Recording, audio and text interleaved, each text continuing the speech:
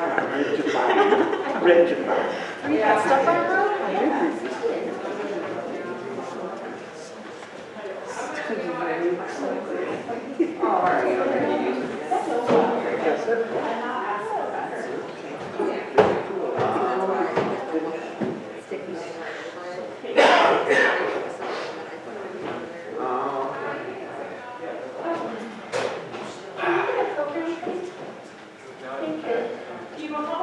Yes.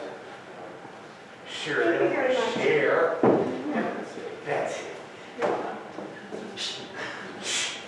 How loud? You need a little bit further back and too loud. You notice I give you as much room as I can.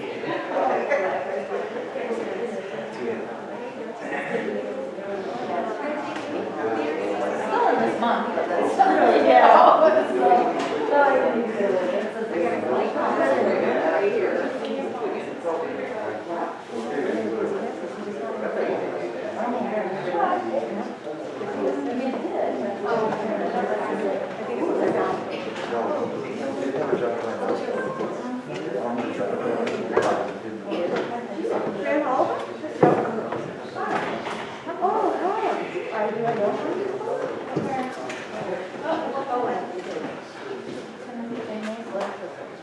I did not know that.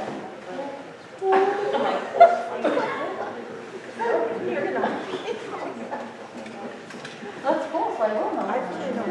Did they say which one's wrong? Oh, I don't know. It's true.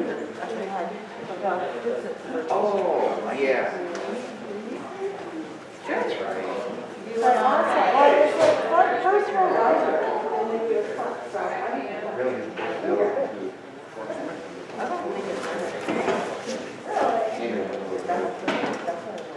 I got my shoes out, or my feet out, in case I got Who's this guy? Shoot a picture of him. When did he go from? Oh, when it was the other way. That's this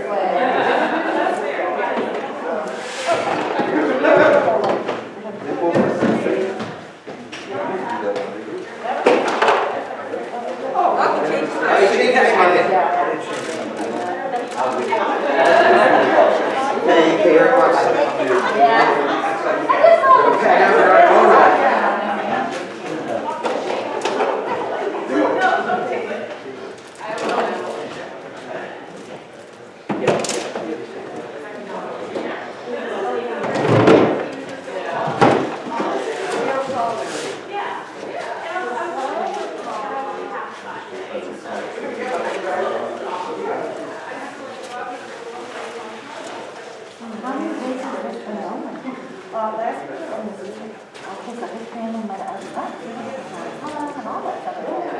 Oh, yeah.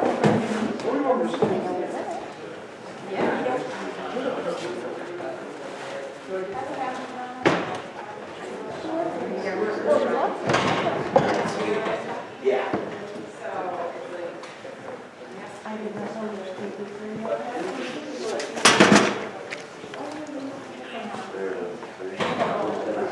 I mean, I don't know how kids were, but also, like, I used to work late at stand-up comedy. So,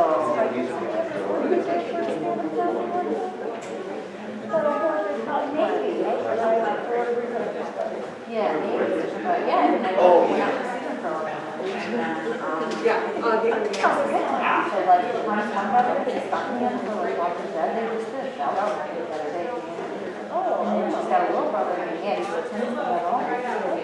Well, it's her, but Tom's the oldest, so, obviously, and Tim, middle kids, and then Maddie's the baby. He lives in the United States. But those two used to do the comedy stuff. Yeah, he's the best one, so he does, like, he's been in other relationships. Well, President Campbell. Yeah, I used to go to the all the time, but then somehow, both of their brothers, I ended up not being friends with them on Facebook, and that's how I would see, oh, you guys are doing whatever, and they just, I think all of us are sisters. they might have left and then came back. Some people delete their stuff and then come back. That's cool, it's burlap. Oh, Yeah. so the eyes deceive you, huh? Yeah, That's fun. I know. Like some sort of like the, you know, like the paper mache kind of thing and the burlap. Really cool.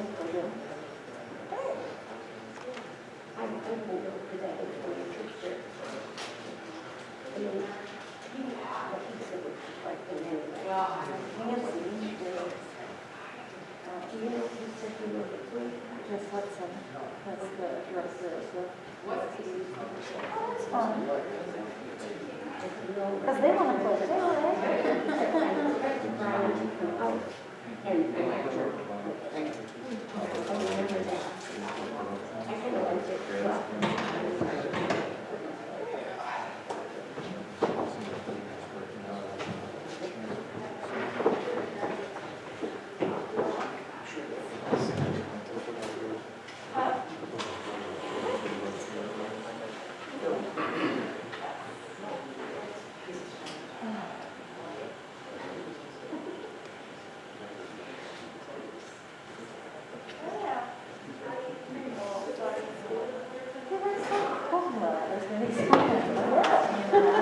It makes it so much more fun. I still like seeing shows, but it is nice when you're like, oh, kids are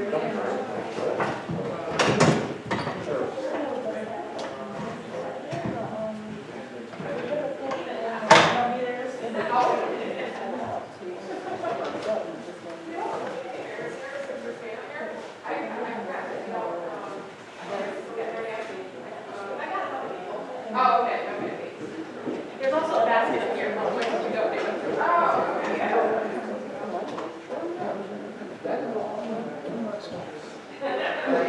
You are the, never mind. You gotta check.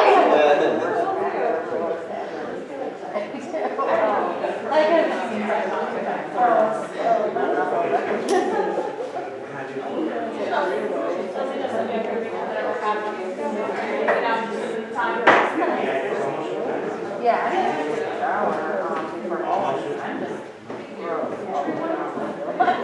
I need a refresh. Is it now 3 hours?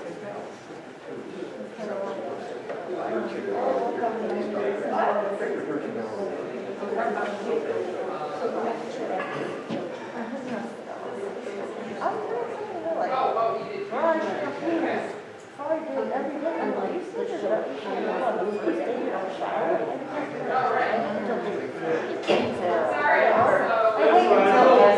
Yeah, it's kind of like always a little bit close, let's get the right one. Yeah.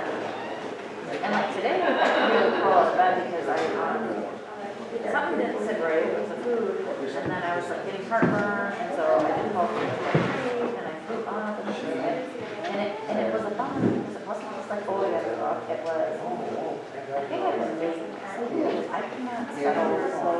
Yeah, and I'm on, and I'm tossing and turning, and it just, something's got to happen because I'm just, so, Chris could barely get down there for a while. And again, I'm not like sick, I mean, like, ate my dinner too late, and then just, like, suddenly something more so, it's giving me heartburn. Yeah, and then, just barely got to the day meeting, and then, we were out meeting, and then I was out. I'll bring that down here. Okay. Yeah, Chris wanted to come too, but then he, like you said, he was just like, I probably should, which is good that he didn't, because like, he's in the same boat as me. He wouldn't have been ready to go. Yeah.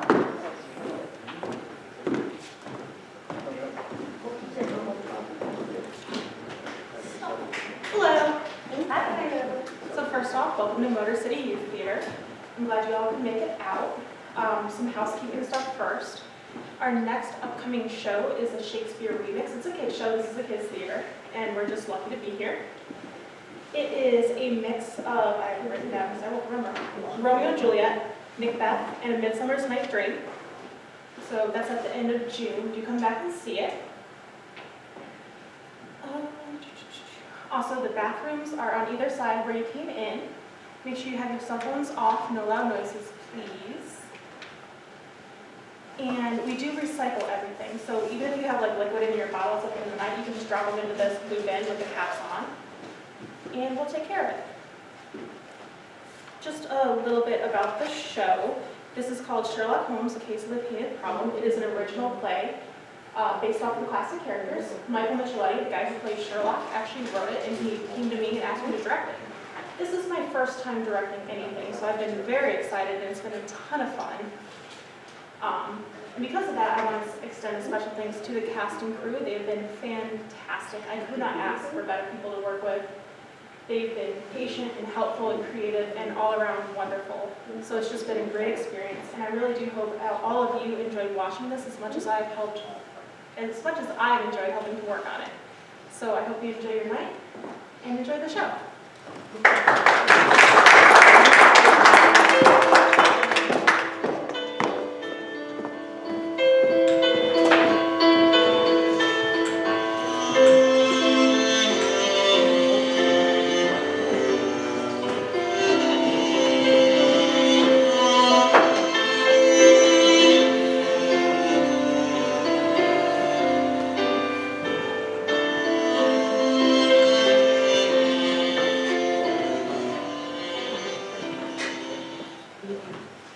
As I returned to the small home I shared with my wife one winter's day, I noticed the letterbox was ajar.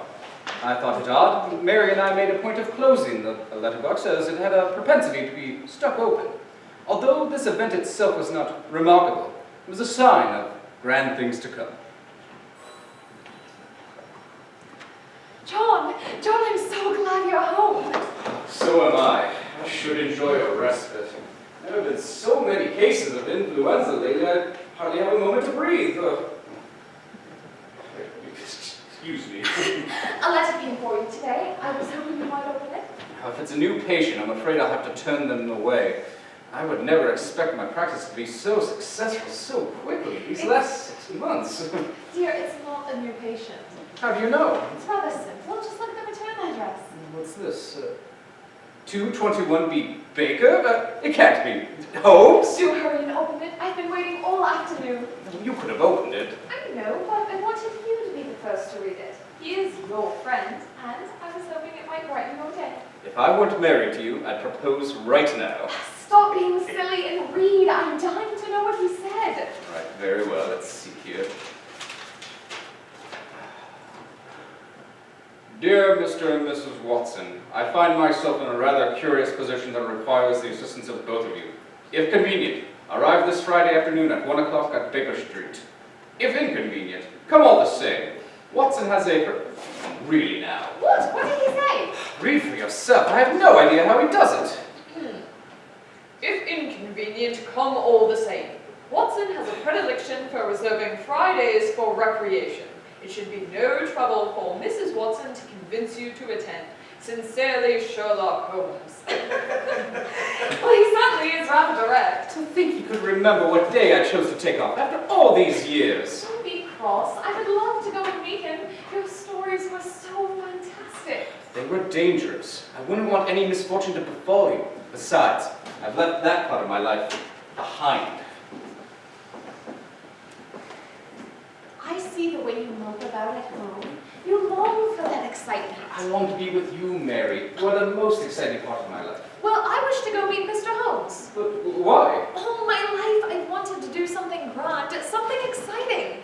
I love you, John, but there's a part of your life I need to understand. There's nothing I keep from you, my dear. You must believe me.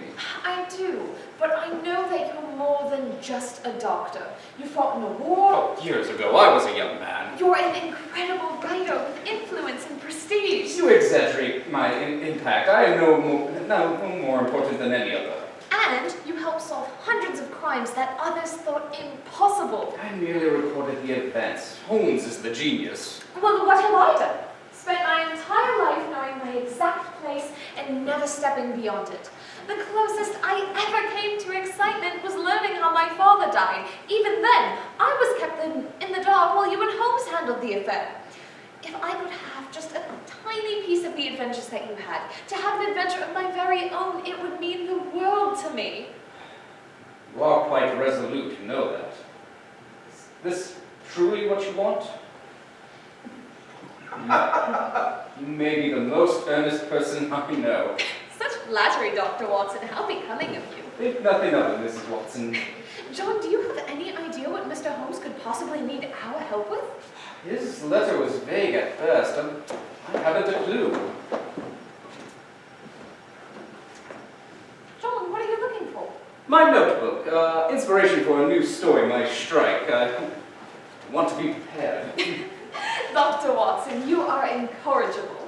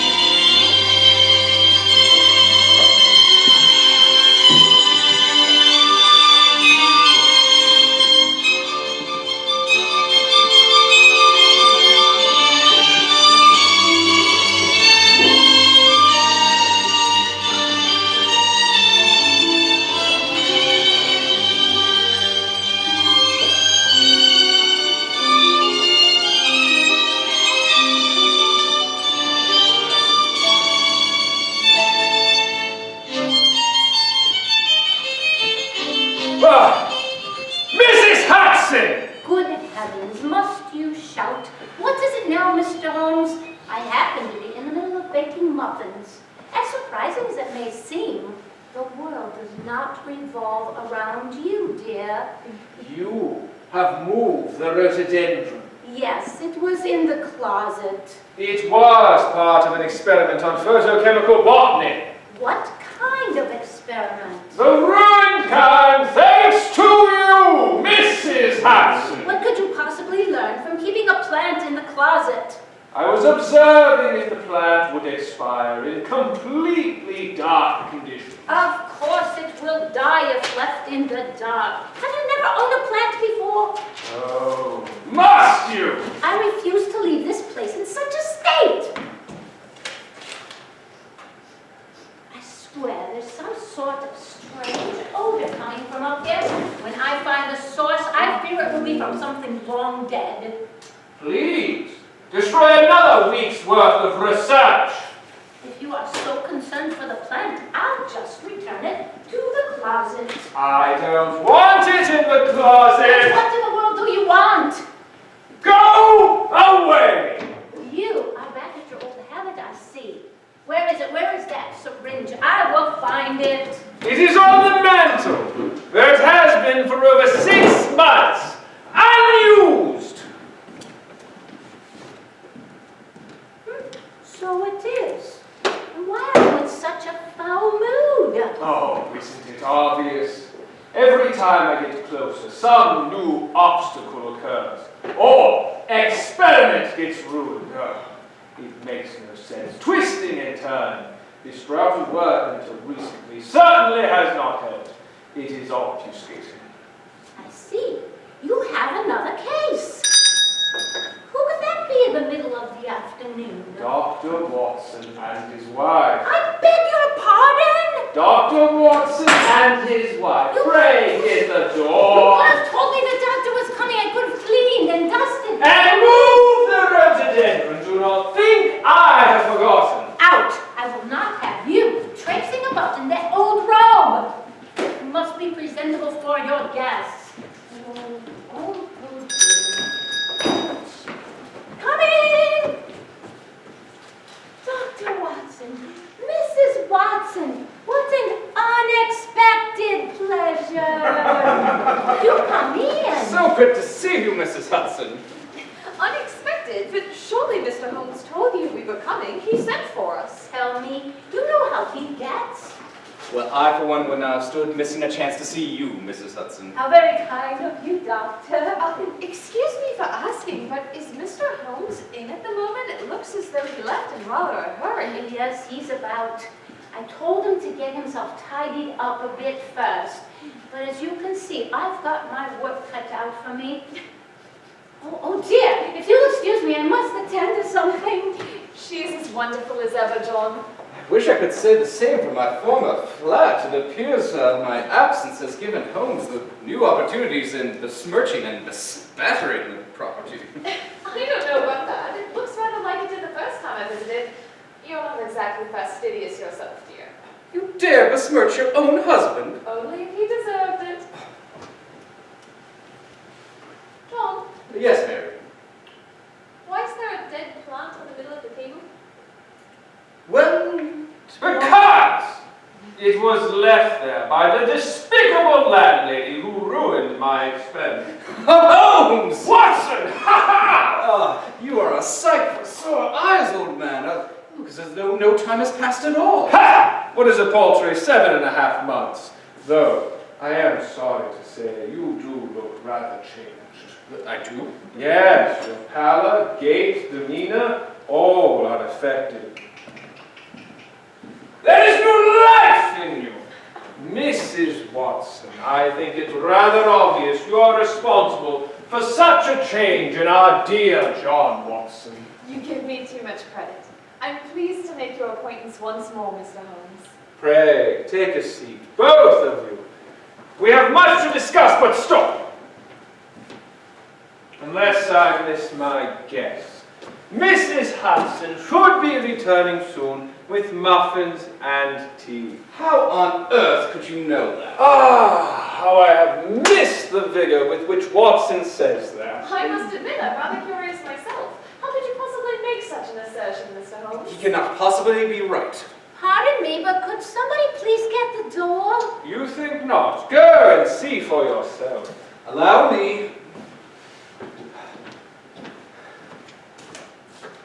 There you are. Thank you. I have a fresh pot of tea and blueberry muffins for everyone. Oh, I give up. Oh, well, I don't. Tell me, Mr. Holmes, how could you possibly do that? Do what? All he did is stand there. Oh, well, please, and stay and have a chat with us. You shall think it rather plain when I tell you.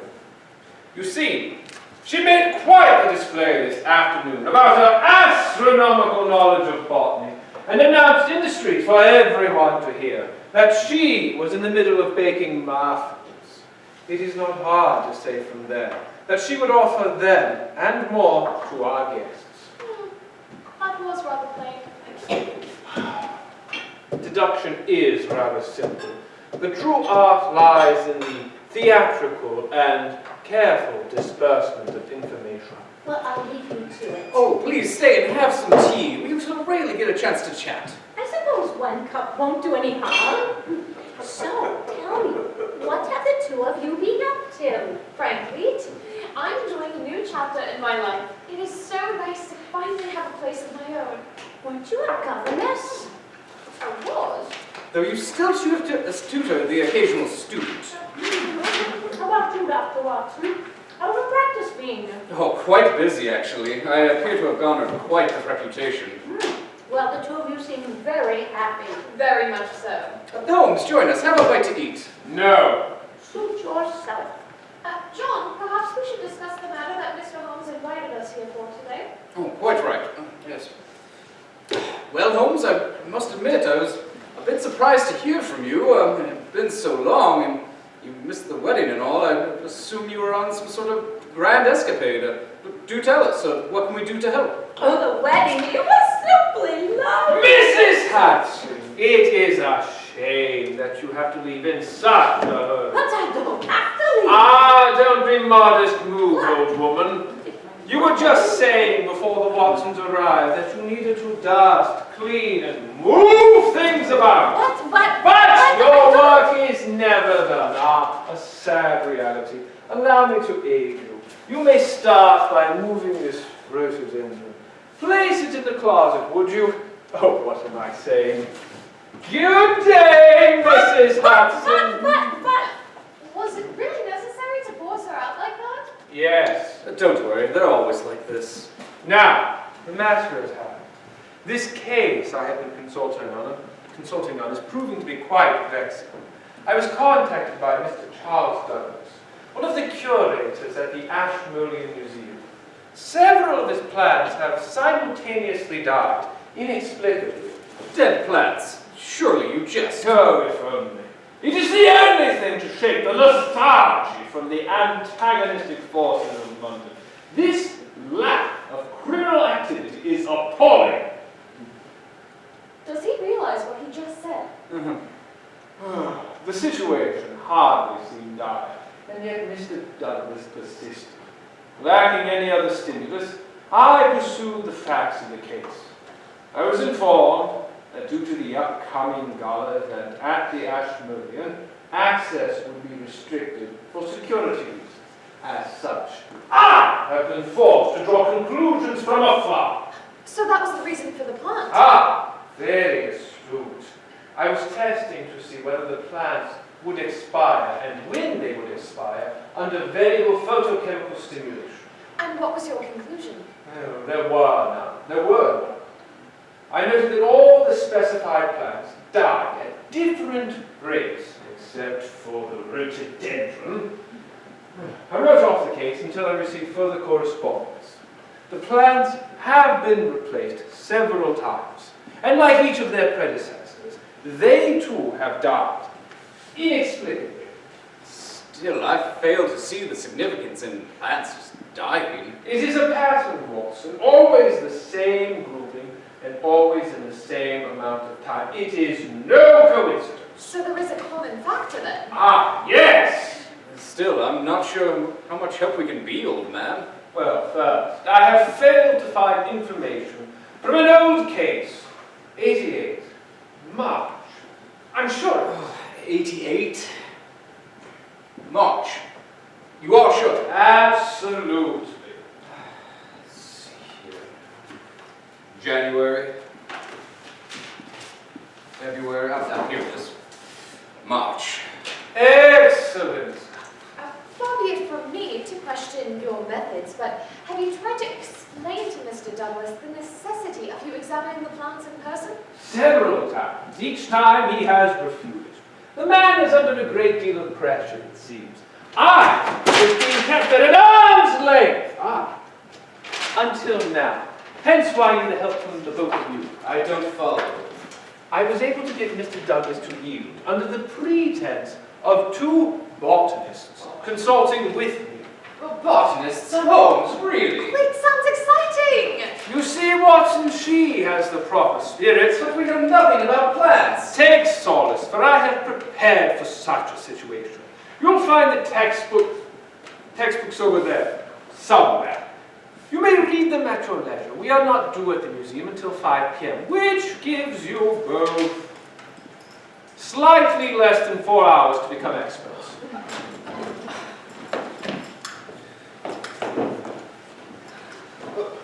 Where are you going? A small matter. If I do not return by 4:15, meet me at the museum. Oh, Holmes! This is impossible!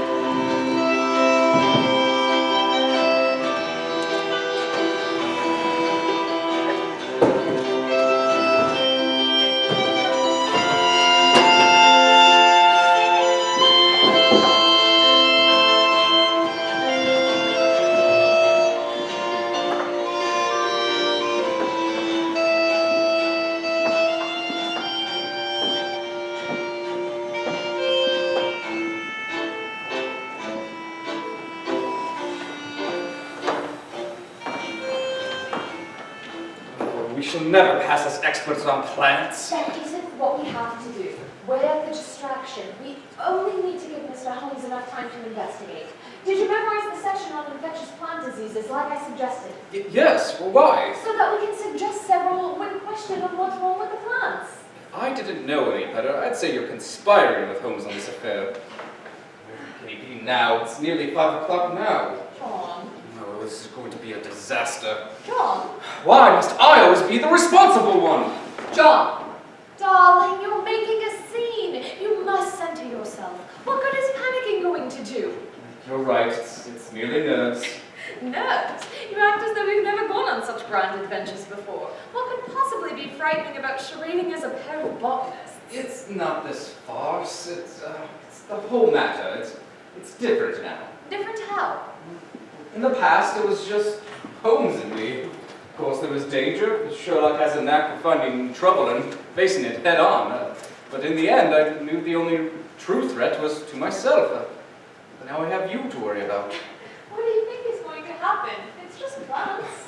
If Sherlock Holmes is involved, you can rest assured the matter is much more complicated. I would hate for anything to befall you, Mary. You don't need to protect me from the world.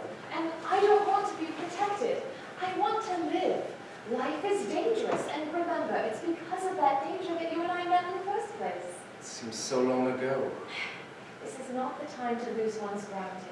I'm not some fool with a death wish. Please, trust me, as I trust you.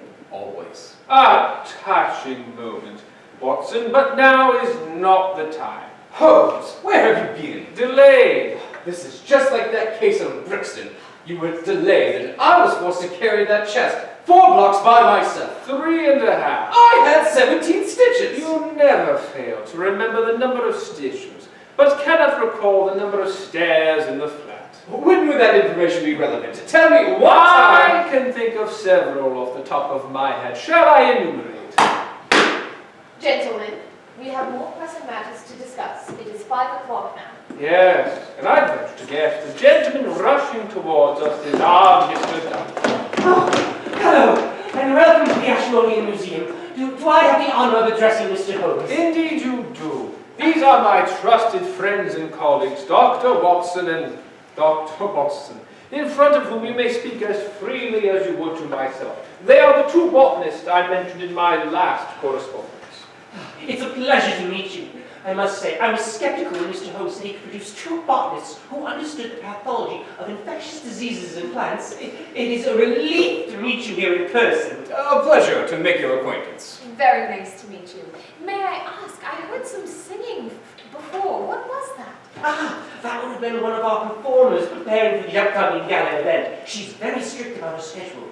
I am hopeful that various performances will stir even greater interest in the arts. I hope you are very successful.